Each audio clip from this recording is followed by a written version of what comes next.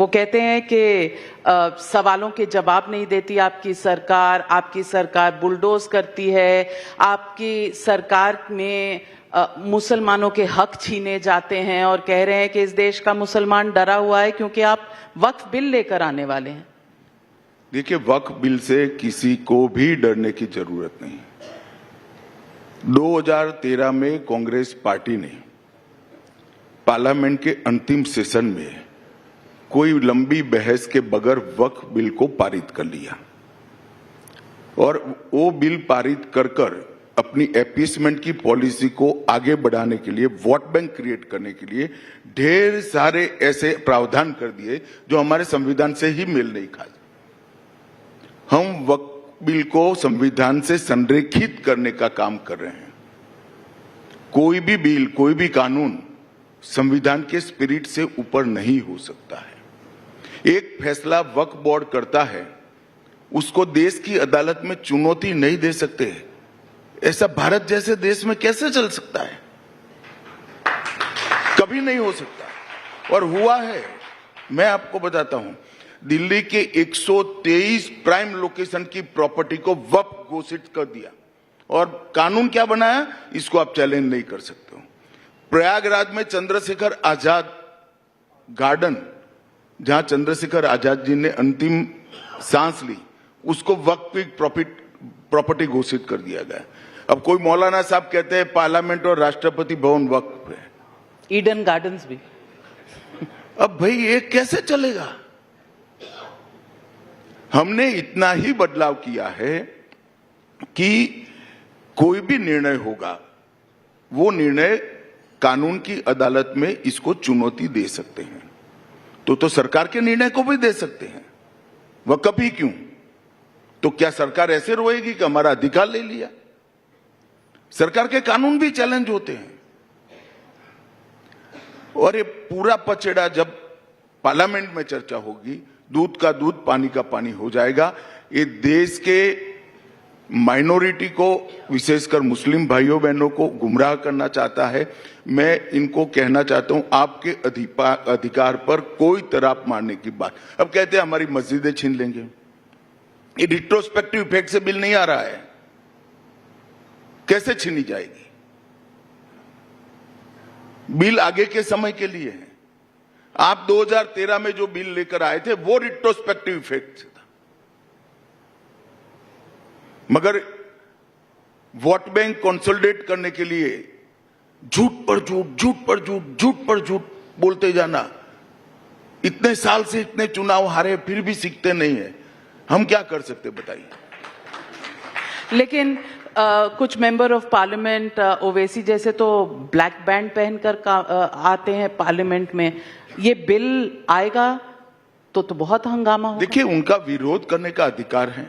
कोई कपड़ों से करता है, कोई शब्दों से करता है। शब्द नहीं होता तो कपड़ों से करते हैं। हम क्या कर सकते हैं? बाकी पार्लियामेंट में तो बोलकर विरोध करना चाहिए, तर्क से विरोध करना है, लॉजिक से विरोध करना चाहिए। तो आपने कहा कि ये बिल रेट्रोस्पेक्टिव नहीं होगा। अगर रेट्रोस्पेक्टिव नहीं होगा तो तमिलनाडु में एक मंदिर का लैंड जो है 1500 साल पुराना मंदिर, उसको जो वक्फ बताया गया है, उस मंदिर का क्या? ऐसा है, मैंने जो रिट्रोस्पेक्टिव इफेक्ट नहीं होगी ये कहा है, इन नई वक्फ की प्रॉपर्टियों को और पुरानी वक्फ की प्रॉपर्टियों के डिस्प्यूट को कहा है। डिस्प्यूट कोर्ट में तो जा ही सकते हैं, हम कैसे छीनेंगे? सरकार नहीं कर सकती है। डिस्प्यूट कोर्ट में तो जा ही सकते हैं। किसी का भी फैसला डेमोक्रेटिक कंट्री में कानून की अदालत में न जाए, इस प्रकार का कानून नहीं होना चाहिए। तो अगले हफ्ते में, और वो कानून को भी चैलेंज कर सकते हैं। जो कानून बनता है उसको भी तो कोई कोर्ट में चैलेंज कर सकता है। ढेर सारे 370 को भी चैलेंज किया था, सीए को भी किया है। चैलेंज हो ही सकते हैं कानून। अगर वो कॉन्स्टिट्यूशन के 4 कॉर्नर में नहीं है तो कोर्ट इसका संज्ञान लेंगी।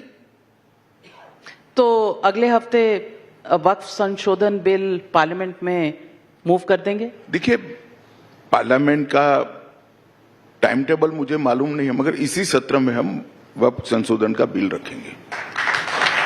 और जितना ऑपोजिशन है, दिल्ली के जंतर मंतर में तमाम पार्टियां वहां जाकर उन्होंने कहा कि वो मतलब खून भी दे देंगे, अपोज नाविका जी, मैंने कहा ना, इमरजेंसी नहीं है। हर कोई विरोध कर सकता है, प्रदर्शन कर सकता है। इमरजेंसी कहाँ है?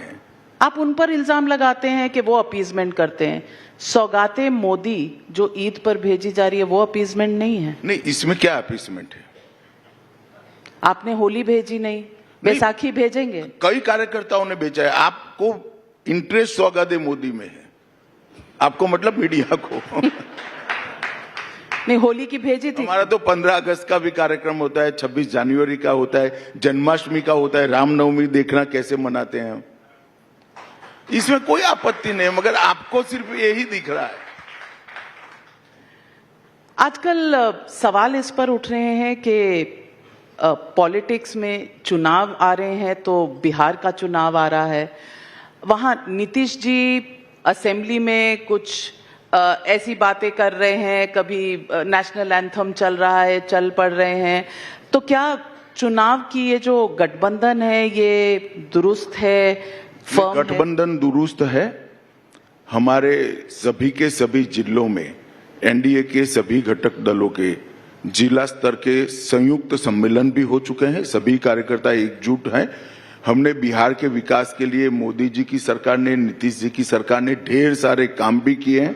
मैं बिहार लगातार जाता हूं, अभी 29 को भी जाने वाला हूं, और मुझे पूरा भरोसा है कि गत समय से भी ज्यादा बहुमत के साथ वहां पर एनडीए की सरकार बनेगी। इसमें कोई क्वेश्चन मार्क नहीं। तमिलनाडु के साथ भी एआईएडीएमके की आपकी जो अलायंस की कवायद है शुरू है, पुरानी मिसअंडरस्टैंडिंग सब क्लियर, अब तमिलनाडु की भी तैयारी है? देखिए, जहां तक तमिलनाडु का सवाल है, एआईएडीएमके के मित्र और हमारी पार्टी के लोग कुछ चर्चा कर रहे हैं।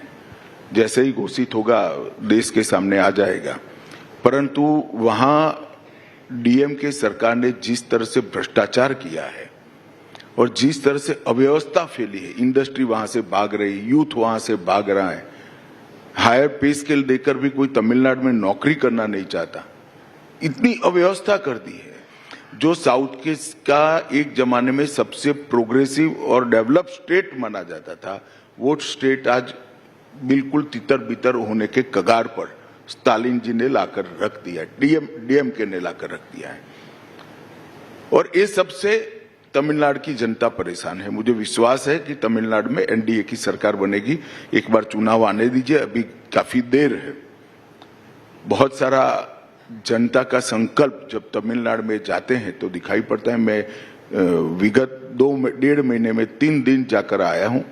डिटेल प्रवास किया है मैंने, 4 जिलों में गया हूं। मैं बताता हूं वहां की पल्स जो है एडीएमके सरकार को उखाड़ फेंकने की। लेकिन लोकसभा चुनाव में तो बहुत ज्यादा सक्सेस आपको नहीं मिला था। किस बेसिस पर आप इतने ऑप्टिमिस्टिक हैं? अब काउंटिंग होगा तो बेसिस मालूम पड़ ही जाएगा, मगर नाविका जी ये लीक कर रखेगा। काउंटिंग के दिन मुझे फोन करिएगा, वहां एनडीए की सरकार अच्छे बहुमत के साथ बनने